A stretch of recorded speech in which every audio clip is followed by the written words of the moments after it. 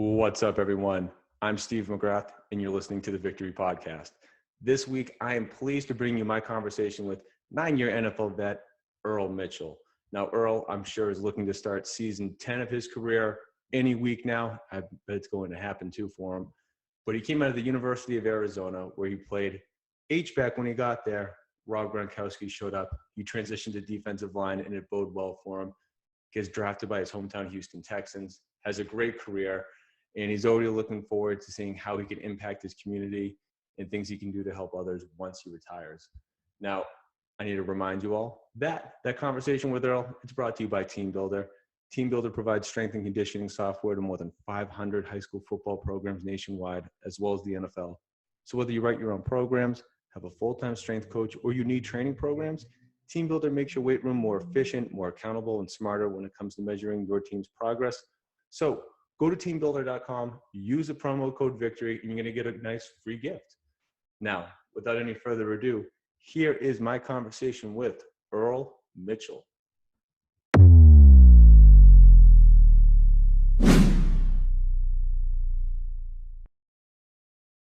Two, one, boom. On the line, I have Earl Mitchell, 9-year vet, probably about to start year 10 any minute now. Earl, how you doing today, man? I'm doing well, man. Just sitting here waiting in Houston. Hopefully, I'm just waiting to get that opportunity. But yeah, I'm excited to be on your show, man. And thank you. I appreciate you coming on. But 9 years in, itching to start year 10. How do you just sort of keep that mental balance in your head of staying ready but not doing too much? Because you've done this for almost a decade now. I know you don't want to overdo it. So how do you just walk that line of physically being ready and then mentally staying as sharp as you can and being ready for that call? I think it's important to understand the business first and foremost. It kind of, you get to a point in your career where you kind of know that time is that the time is coming for it to be like that. I'm fortunate enough to have seen it enough on a number of teams where you see guys come in and you can't really fathom what that must feel like, but when you get to that point, you just understand that this is how it is. And I've seen guys, fortunate enough to see guys like C.J. Mosley when he came to the Dolphins, guys like Damian Lewis when he came to the Texans, and you're able to pick their brains and it'll be easier to understand that mindset only once you're at that point, though. Yeah, sure. Now, someone that you cross paths with who recently retired is, Rob Gronkowski. And when you see him and Andrew Luck retire, how does it make you feel that there are guys that are, your age, give or take, or even younger retiring? Does it make you think more about it, or is it just sort of you block it out and you're running your race? Yeah, it just, is exactly what you just said. It's more so me running my race, but I look at them, guys. I've always looked at them as inspirational guys. I played with Gronk in college, and I remember like what it was like, even before he even got into the league, and he was dealing with injuries, and I was honestly surprised he played as long as he has and as dynamic as he has, man, because I've always known that he was a special player. Same with Andrew Luck, like two extremely special players, and it's crazy to see that, but at the same time, it's also gratifying to see them put themselves first, because this game can be really brutal, and I'm proud of them for making that decision, because I'm sure it's not easy. Oh yeah, and at least Rob had the Super Bowl rings and stuff. You can, from his position, you could say, yeah, what box am I going to check? But Andrew Luck to me was really the shocker. He had everything in front of him that he could hope to accomplish in the NFL, and still chose to walk away. I mean, it just has to show you putting yourself first, right? I mean, that's a huge call to make. A lot of guys. I mean, Lucky, like I said, he's a special talent, but at the end of the day, you got to listen to your body.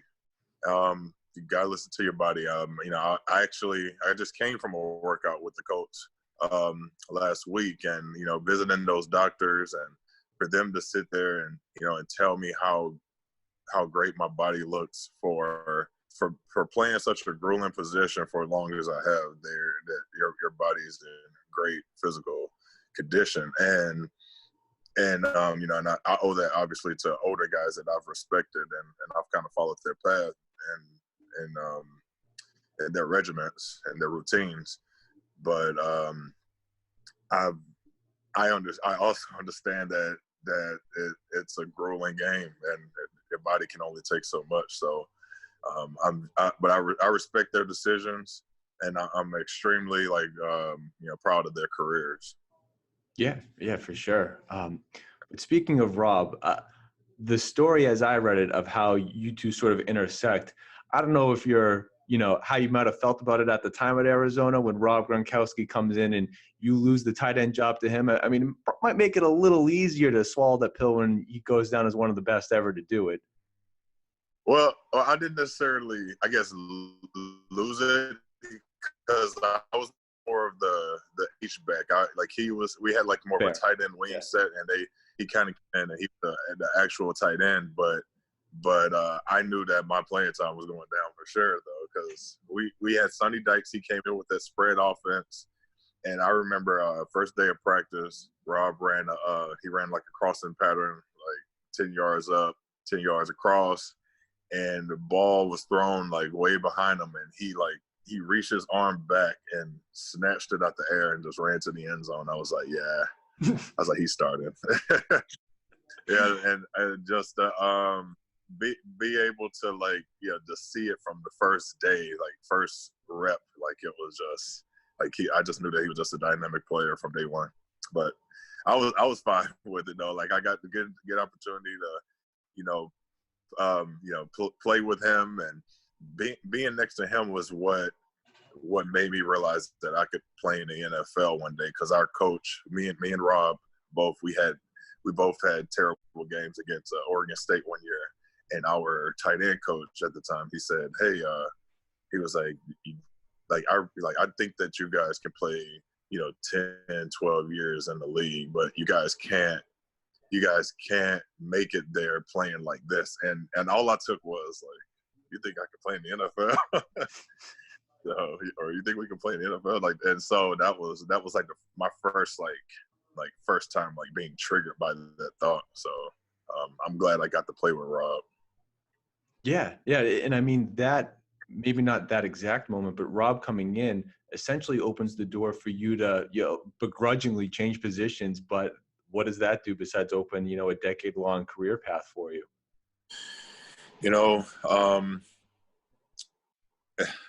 Obviously I'm thankful for it. It took a few guys to kind of help me make that transition, and it was all about confidence. And I had it was mainly the strength coach who really just saw my ability to do it, and he gave me confidence. My teammates were really believing in me to make that transition, and I was just thankful to be surrounded amongst like really positive group of guys, because when they presented that idea to me, I was called out of class and I came to the coach's office. They asked me to come up there, and then they were just like, "Hey, we need you to gain about 20 pounds." And I thought it was a joke. I kind of just walked out the room like you guys called me all the way over here to tell me that, and I just walked out. And the next day, I walked to my cubby and I had a blue jersey instead of a white one, and then that was pretty much the story right there. And I learned on the fly. Yeah, but I of course you had to learn on the fly. You had about 2 years to play it in college before, your eligibility was up and you had to go pro.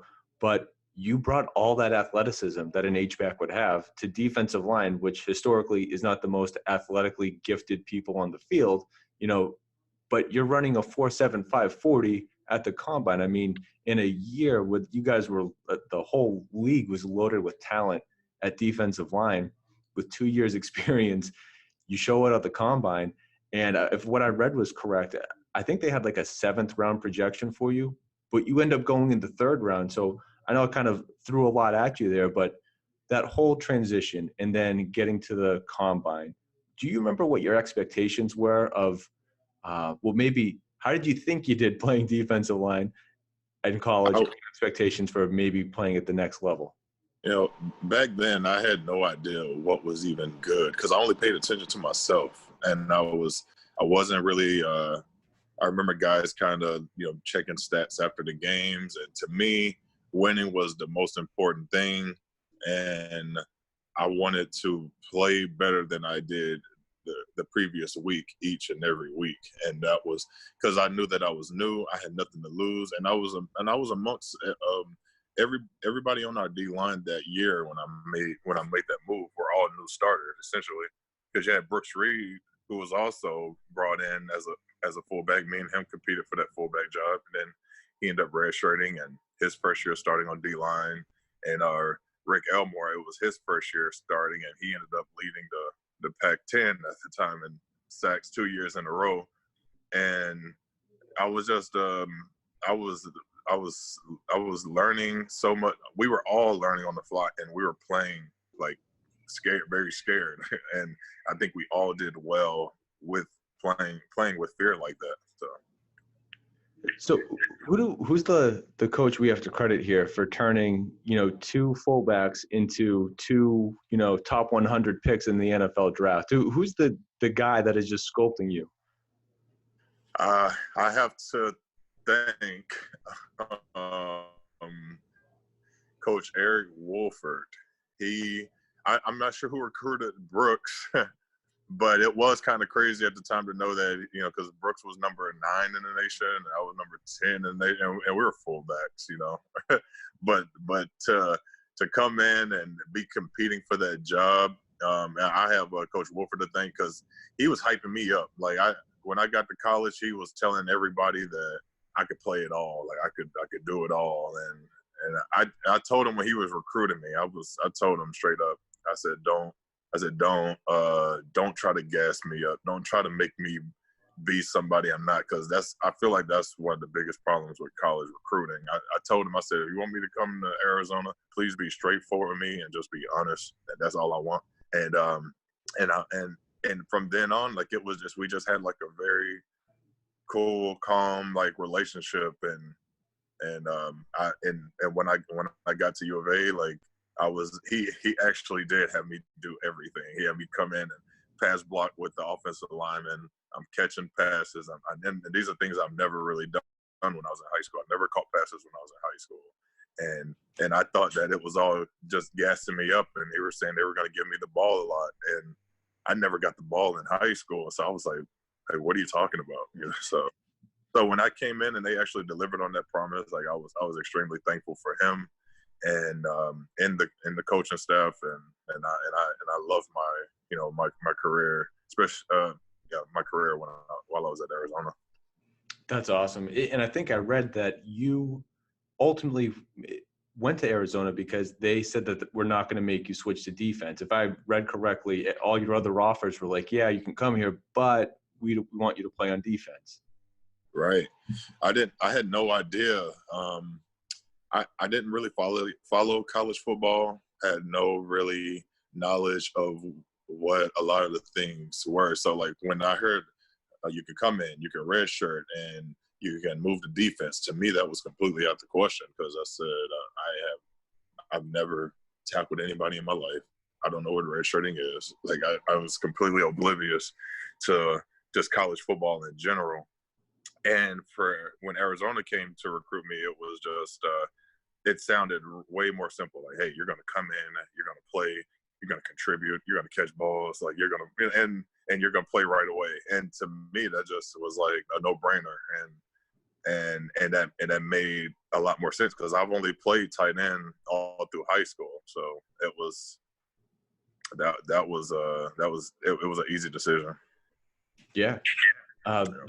Now, going back to the draft, though, they told you that, we're thinking 7th round projection. What's your emotions? Because I'm sure you didn't want the big draft party, but you go in the 3rd round. I mean, and then of all teams, your hometown team, what was that whirlwind like? I remember hearing stories about like guys in college, like they would have these draft parties and they wouldn't get drafted. So like I would hear about those awkward stories, and that was something that I could not, I did not want to live, or I didn't want to be able to tell that story. So I was hoping for the best going to the combine, and you know, my D-line coach at the time, like he was the one that just he was the one that really kind of gassed me up to take that opportunity to go train. And when I went to the combine, I knew that I was around a bunch of talent. We had Dominican Sue and Gerald McCoy and Geno Atkins, and so being a 7th round, you know, I was like, I'll take it. Like, and I remember training at the time, and one of my buddies was just like, hey man, he was like you might even go 5th round, man. Just keep grinding, and so when I got that phone call, I was at home in Houston. I had names on a list of guys who I thought could possibly go before me, and so I was just scratching guys off the list, and then it kind of got to the point where that's when I started calling my family. I was like, I think I might get drafted soon, but I was still apprehensive to call people. But then a lot of people started coming over, and then the ticker came across with the Texans logo, and the roof just flew off the house, man. Just my sister was so excited. I just remember her honking the horn the whole drive all the way, because I did a press conference at Reliance Stadium, and that was one of the best days of my life. That was definitely a big moment for me. I can imagine. Yeah, it doesn't sound like it gets much better than that. Right. But, you know, once that emotion wears off, there's now I got to go play with grown men, and I have to learn a whole new playbook, and this is real. There's money getting thrown at me. What was, you know, so at the time, Gary Kubiak's the head coach. You're going to be lining up now with, you know, Mario Williams. You know, they have Okoye, Antonio Smith, you know, Brian Cook, like a great front 7, if not just great defensive line. You know, who I believe you said that there was a gentleman that came in who really helped you sort of learn how to have that longevity in your career. How did you get yourself up to speed and then sort of learn, hey, this is what it takes to be a pro? Well, first off, you know, I was kind of shocked to be a 3rd round pick. I was extremely thankful, but I knew that I was behind the learning curve. So I was thankful to come to not only my hometown team, but to learn under some veterans and learn under Moby. Even Moby was only a month older than me technically. I don't Was know he like the youngest 1st round pick ever or something? He was, but I remember like just sizing myself up next to him, and I was like, I don't know if you're 18, man. but he was a month older than me, but he was 4 years already in the league. And but being a 3rd round pick not only brought pressure to myself, it brought pressure to them, and I don't know if they knew. They just didn't really know what I was capable of. Neither did I.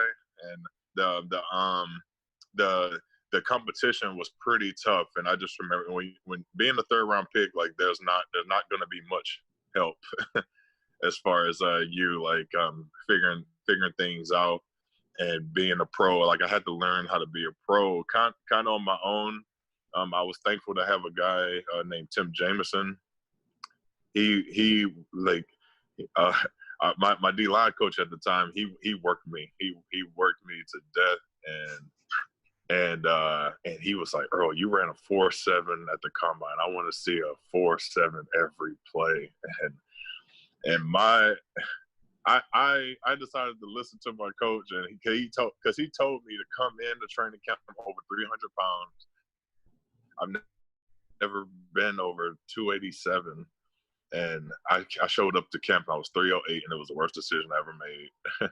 And it took me a while to adjust, but Tim Jameson was a big part of my career at the beginning, as far as like helping me learn, teaching me little things, and basically just how to be a defensive lineman in the league, because I only had 2 years of experience with it, and it was not an easy transition to come from college where they told me the basics. They was like, hey, you're in the B gap, stay in the B gap. And that was it. That was all they told me. When I got to the NFL, it was like, oh, you got 3 receiver pressure coming over here. You got field zones. You got, remember, you got you got these backers behind you, and it was, or you got this coverage behind you. And then to me, it was just like I have no idea what's happening right now.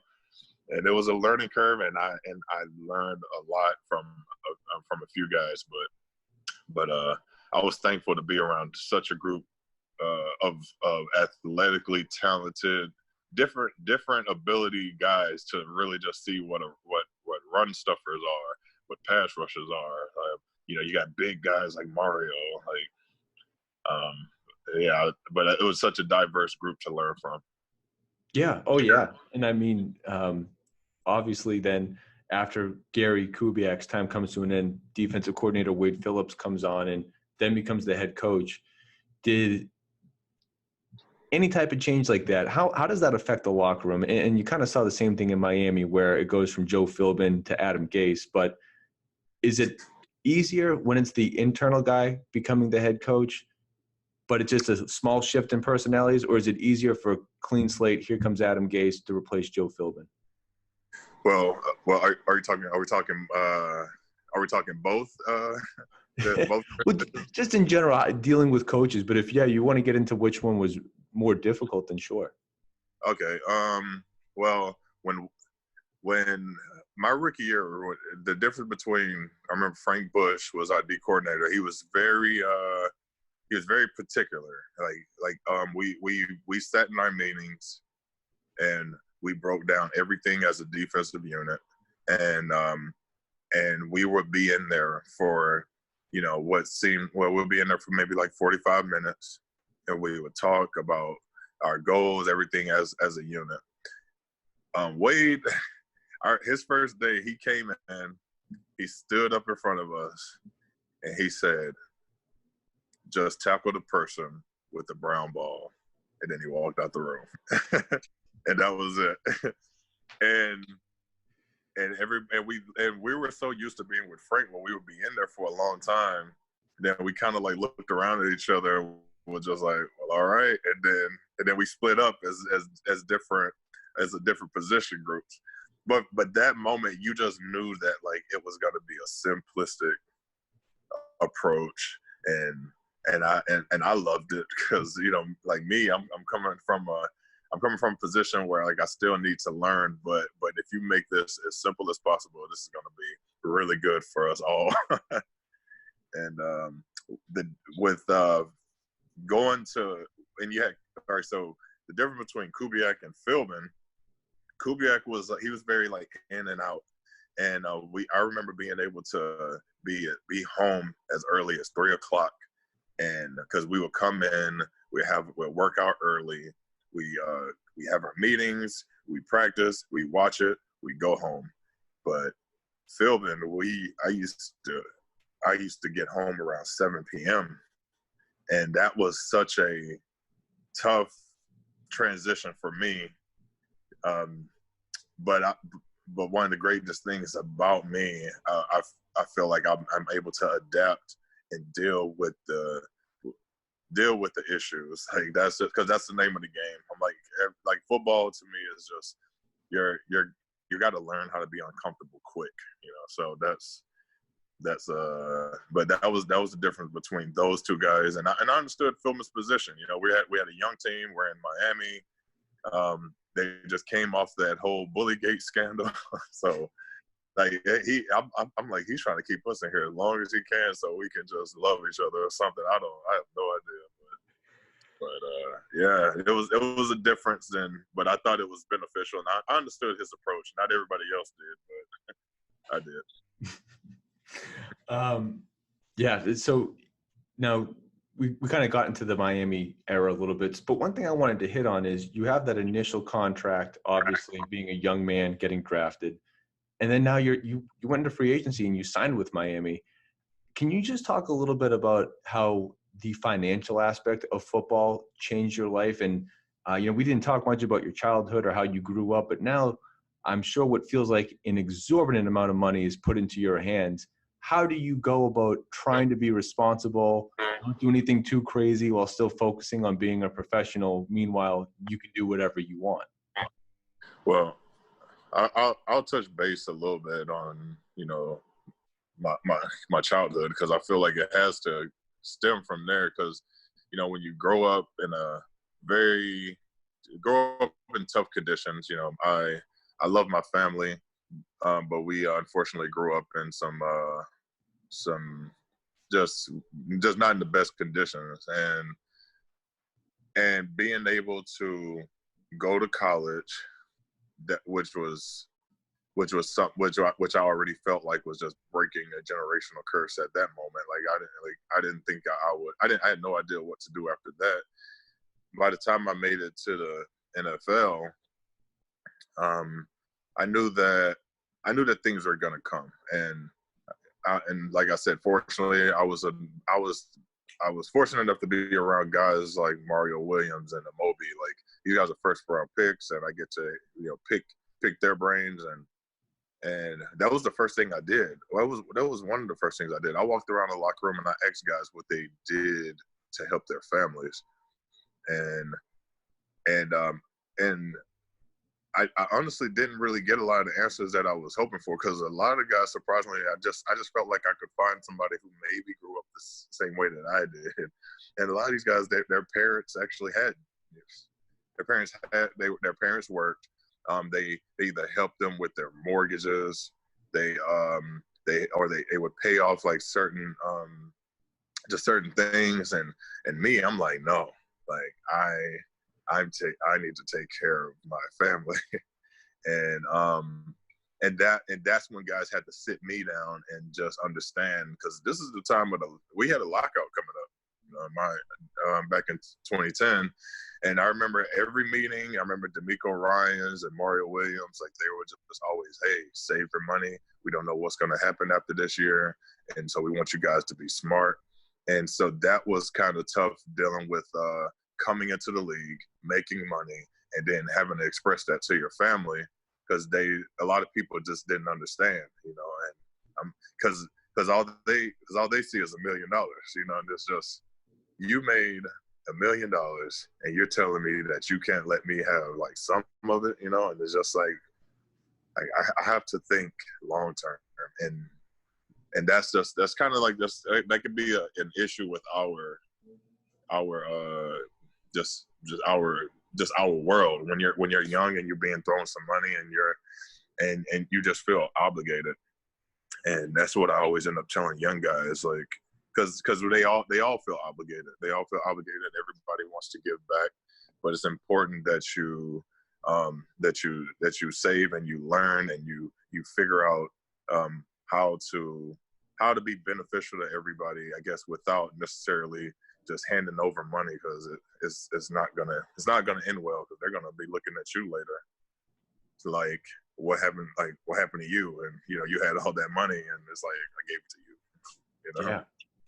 Yeah, it's wild. There's an ever-growing list of athletes that end up bankrupt because of similar situations. So it's at least it seems like you got good advice from the beginning, and that's all you can really hope for, right? Right. Yeah, being in lockout, it was a scary situation, because I remember getting emails from our teammates, and this, because when it all went down, we didn't have OTAs, so we would meet up at Rice.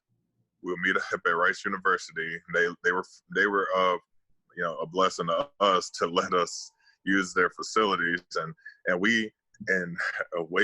This is when Wade first came in, and so we had a new defensive coordinator. We had no idea what the defense was. We had no OTAs, and I remember he snuck like D'Amico Ryan's a playbook, and we imagine the entire defense, just a bunch of guys, just all just huddled over like a playbook that's on the ground, So we're all just like, so what does this mean? And it wasn't really that good, because it's just you need the coaches, because we don't know their style. It's not a piece of just put a piece of paper up and be like, all right, you guys, this is what he wants, because it's not mimicking his style at all. So yeah, there's nuance that you don't see on paper. Right, but I was fortunate. I mean, I was fortunate enough to unfortunately go through the lockout, and guys forced us to save your money, save your money, save your money. Yeah. Awesome. We're just changing gears a little bit here. I did want to just get to your time with the 49ers, where you're now a little bit of the elder statesman. You come in and you have that veteran presence, particularly with 3 young first-round picks also playing on the defensive line. What was it like for you going from that young guy leaning on people, trying to figure out your way, to now you got these young guys probably looking up to you in some shape or form to sort of help navigate their careers? It was a cool experience. I love playing in San Francisco. Being able to play under Coach Ganina, the D-line coach. He was with the Texans my 4th year with them, and he played the position for 17 seasons, and I have so much respect for him and just his the way that he was able to have longevity with his career, to play nose tackle for that long, and to become a coach. Like he was the one when they gave him the job, he gave me a call instantly, and he asked me to come there and be that veteran presence in that room. And he had 3 young guys, and I honestly kind of felt bad for him, because it's like you have 3 first-round picks. This is your first year coaching, and you have to figure out a way to be creative enough to let all these guys be good. And not only that, they brought in Elvis Dumervil. We had Eli Harold, who was a 3rd-round pick. We had Aaron Lynch, who was extremely good pass rusher as well. And I was just like, man, good luck, good luck. But to be in that room, and both like Armstead and Buckner, they're huge guys, and it's really hard for me to help them, because I'm like, you guys can do things that I can't do. So I'm looking, when I watch film, I'm looking at guys like Geno Atkins. I was looking at guys like Glenn Dorsey and Brandon Mebane.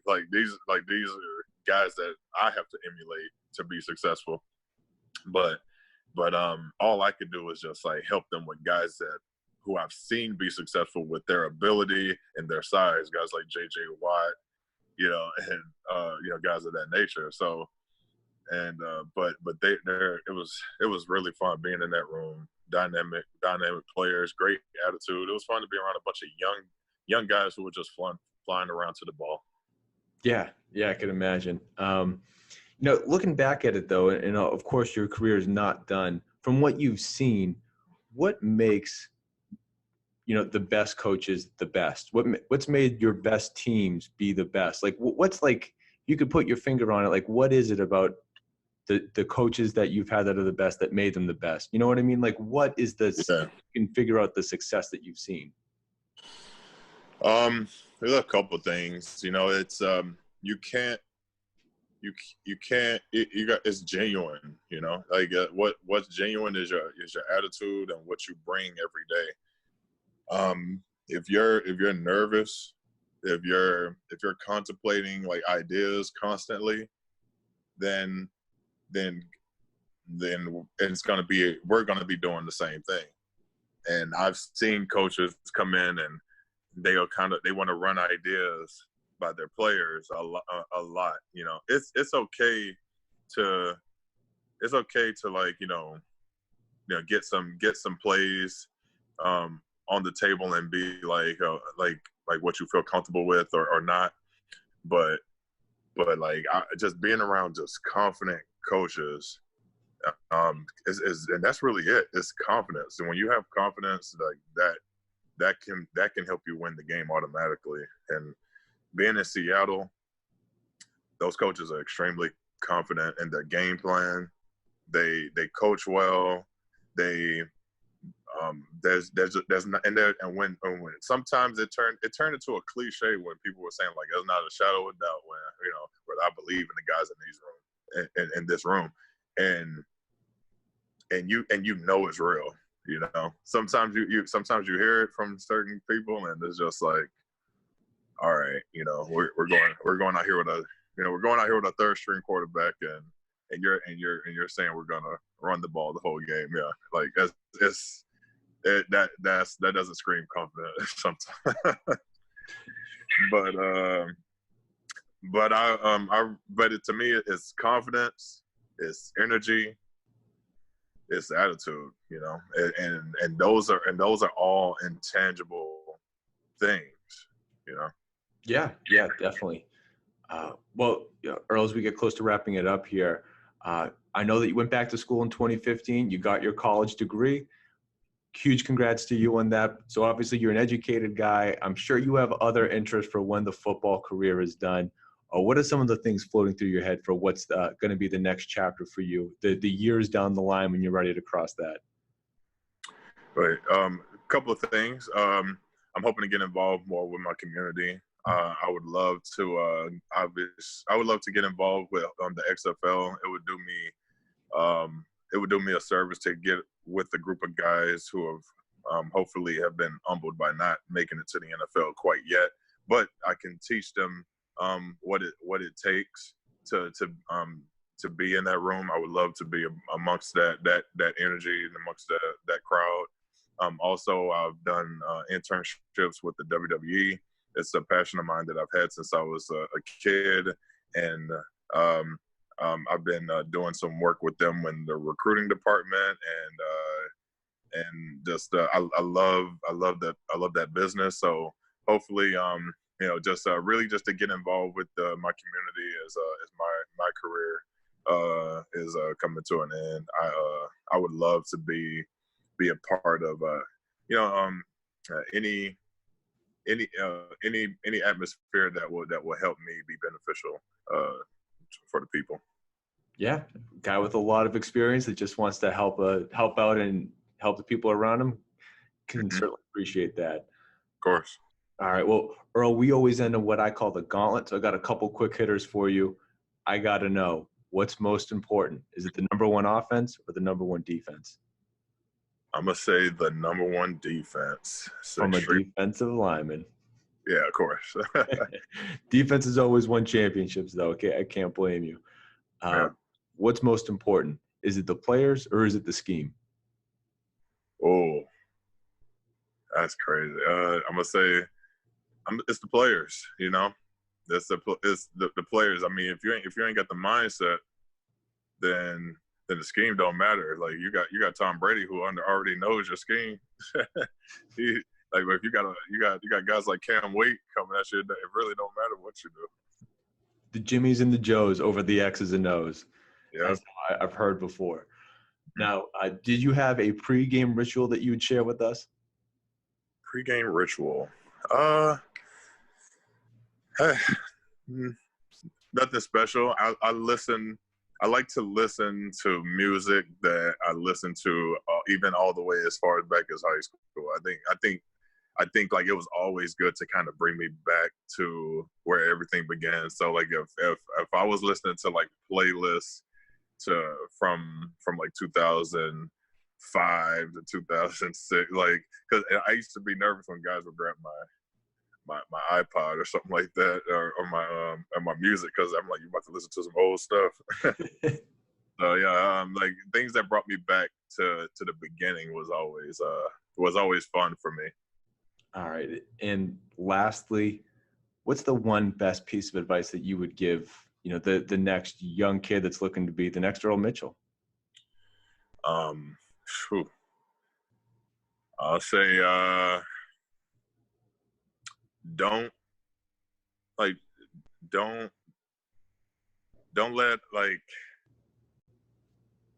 let what people think of you like just keep you down. I was third string in high school all the way to my senior year. I had to work my way up to a starting position playing offense when I got to college, and they moved me to defense, and I had to work my way up. And my mindset was always, about hard work and but when I got to the NFL, I had no problem learning from younger guys because I've been there my entire career. I never had a big head. And I was always pretty humble about the situation, So, and yeah, like don't be discouraged, Like that's all I got to say. Like it's some there are going to be times in your career where you're going to be discouraged, but you got to fight through that because everybody has been in that position, and if you want it bad enough, if it means that much to you in life and football, you'll get it done. Boom. There you have it. So just Earl, last thing in closing, where can everyone follow you on social media and whatnot? Keep up with Chapter 10 that's about to unfold. Follow me, Earl Mitchell 90. Yes, sir. That's it. Awesome. Well, Earl, thank you so much for taking the time. All right. Thank you.